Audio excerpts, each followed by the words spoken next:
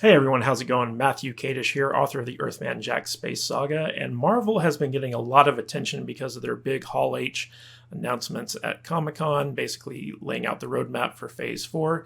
But you haven't really heard anything about the DC films, and I'm a big Batman fan, I'm a big lover of Superman.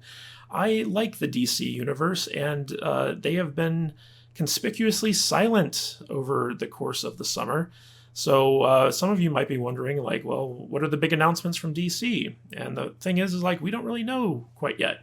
And I'm on this article right here from Screen Rant, which says, why DC Films is skipping the San Diego Comic-Con 2019. I'm going to read through this article and kind of give some insights into why we haven't been hearing anything on the DC front for a while. DC Films won't have a Hall H panel San Diego Comic-Con 2019. Each year, hundreds of thousands converge to downtown San Diego for the unparalleled entertainment event of the year. As a result, SDCC has become a prime spot to release footage and build up hype for upcoming titles, and DC sure has a lot of those. This October, DC Films is set to release Joker, starring Joaquin Phoenix, however you pronounce his first name, a teaser trailer for which was released back in April. In the DCEU proper, 2020 sees the releases of Birds of Prey and Wonder Woman 1984. Director Patty Jenkins has already stated that the marketing for Wonder Woman 1984 won't begin until December, and it's expected that a Birds of Prey trailer will release between August and October. But none of these will be represented at San Diego Comic-Con 2019.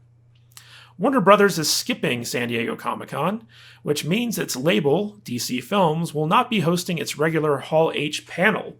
WB joins Universal and Sony as the major studios passing up the offer to showcase their upcoming projects. There are multiple reasons behind this decision. Perhaps the biggest is the evolution of Comic-Con as a marketing tool. In the past, Hall H footage was exclusive to the panel itself, but an increase of leaks forced studios to release unfinished or unrepresentative footage online early. See the Suicide Squad's 2015 San Diego Comic-Con trailer. There have been attempts to combat this. Last year, DC released trailers for both Aquaman and Shazam, but it nevertheless changes the meaning and expectations of taking a film to San Diego. This has brought the importance of the event as a platform into question. Believe it or not, the buzz created at SDCC or other big entertainment events doesn't directly result in increased ticket sales. They're about early awareness, and that's not always worth the cost. Hall H panels are known to be very expensive for studios, especially when it comes to inviting talent and creators to discuss their projects.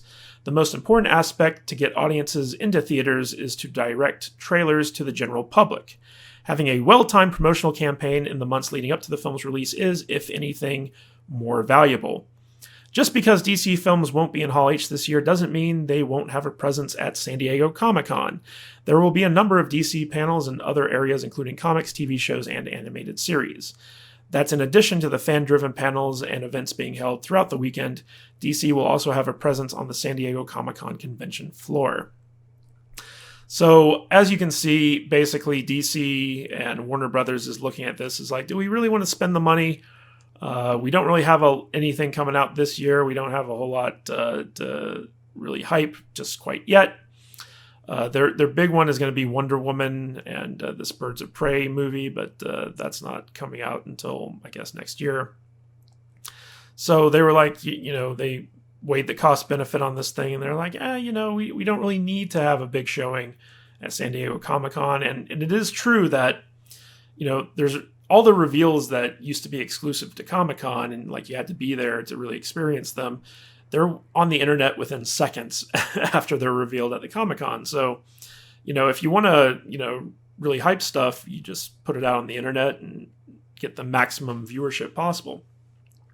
But that being said, there were some big stories coming out on the DC front in terms of their TV shows. So this is over on Show Snob, and this is all the DC Universe news to get excited about.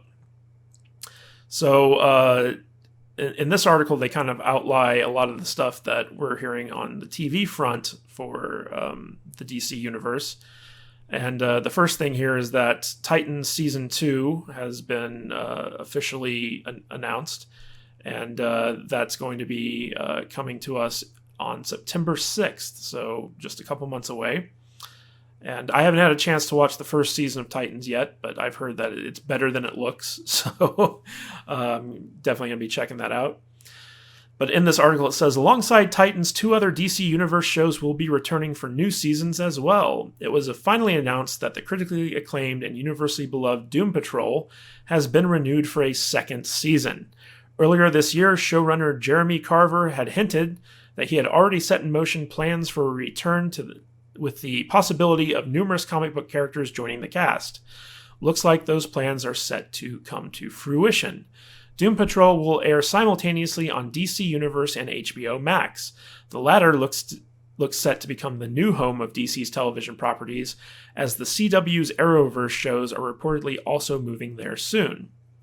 Finally, after much conjecture and online demands, Young Justice has also been renewed for another season.